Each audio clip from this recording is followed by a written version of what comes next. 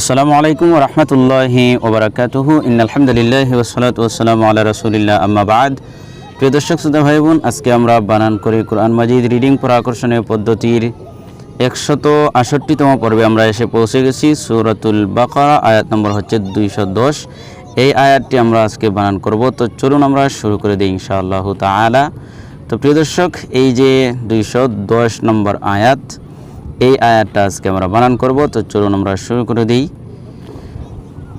আউযু বিল্লাহি মিনাশ শাইতানির রাজীম, বিসমিল্লাহির রহমানির রহিম। হাল ইয়ানজুরুনা ইল্লা আন ইয়াতিয়াহুমুল্লাহ يأتيهم الله في ظلل من الغمام والملائكة وقضي الأمر وإلى الله ترجع الأمور। বানান করি।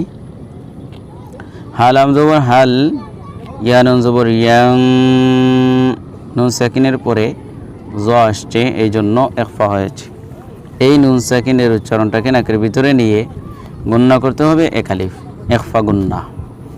ইয়াং জব পেশ জু, রওয়া পেশ রু, পেশের বাম পাশে জজম ওয়ালা ওয়া মদের হরফ এক আলিফ টান, নুন জবর না, জুরুনা রু এক আলিফ, রু না।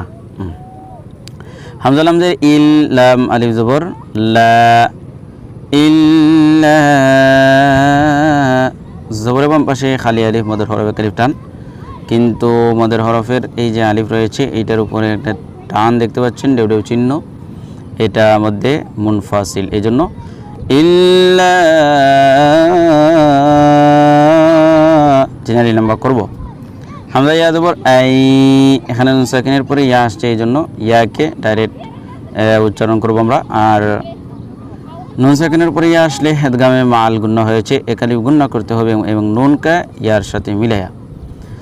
আই ইয়া হামজা জবর ইয়া, তাদের তিয়া টি, ইয়া জবর ইয়া, ইয়া টিয়া, হাজ পেশ হু, ইয়া টিয়াহু, মিম লাম পেশ মুল, লাম খারা জবর ল, হা পেশ হু, মুল্লাহু। আল্লাহ শব্দের পূর্বে যেহেতু পেশ রয়েছে, এই জন্য আল্লাহ শব্দের লাম খারা জবর লটা পুর হবে। ইয়াতিয়াহুমুল্লাহু, আর খারা জবর খারাজের উল্টা পেশ হলে একালিফ টান দিতি।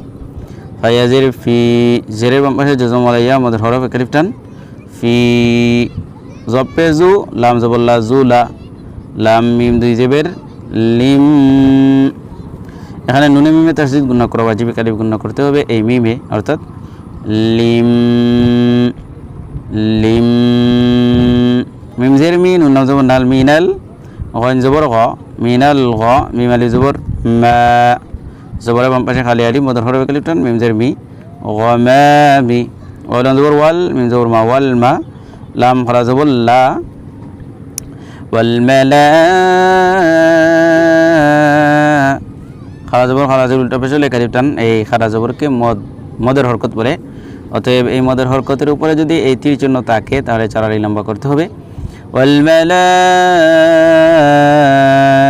হামজা যে ই, কাফ জবর কা, ই কা, তাপ পেশ তু, ই কা তু, ওয়া জবর ওয়া, কাপ পেশ কু, ওয়া কু, দজ্জের দি, কুদি, ইয়া লাম জবর ইয়াল, কুদি ইয়াল, ইয়াল, ইয়া লাম জবর ইয়াল, কুদি ইয়াল, হামজা মিম জবর আম, রা পেশ রু, আমরু। যেহেতু আমরা রাতে ওকফ করবো, এই জন্য এই রাটা পুর হবে এবং এই রাটা জজমে পরিণত হবে আম্র, আম্র, এরকম। ওয়াও জবর ওয়া, হামজাদের ই, ওয়া ই, লাম লাম জবর লাল, ওয়া ইলাল, লাম খারা জবর ল, হাদের হি, ওয়া ইলাল্লাহি। তারম পেশ তুর, জিম জবর যা, তুর যা, আইন লাম পেশ উল, তুর যা উল, হামজা পেশ উ, মিম পেশ মো, রা পেশ ওমর। যেহেতু পেশের বাম পাশে জজম ওয়ালা আমাদের হরফ একালিফ টান, মদের হরফের পরে আমরা রাতে ওকফ করবো, এই জন্য এই মোটটা কালিফের জায়গায় 3 আলি লম্বা করতে হবে। এটাকে মধ্যে আরিজ বলে। وإلى الله ترجع الأمور.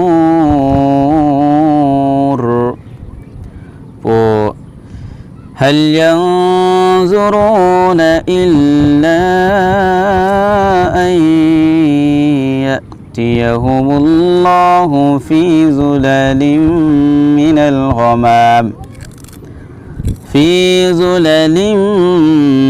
من الغمام والملائكة وقضي الأمر وإلى الله ترجع الأمور. সদাকাল্লাহুল আযীম। তো প্রিয় দর্শক, আজকের ভিডিওটি এখানে শেষ করছি। আপনারা আজকের কোরআন শরীফটাকে দেখতে পাচ্ছেন, এই যে বিভিন্ন অক্ষর যেখানে গুণনা রয়েছে, মানে মদ রয়েছে, সেগুলোতে আপনার কি আছে, লাল চিহ্ন আছে, হলুদ চিহ্ন দেওয়া আছে। তো এগুলো বুঝতে সহযোগিতা হয়। তো আজকের ভিডিওটি এখানে শেষ করছি। আসসালামু আলাইকুম ওয়া রাহমাতুল্লাহি ওয়া বারাকাতুহু।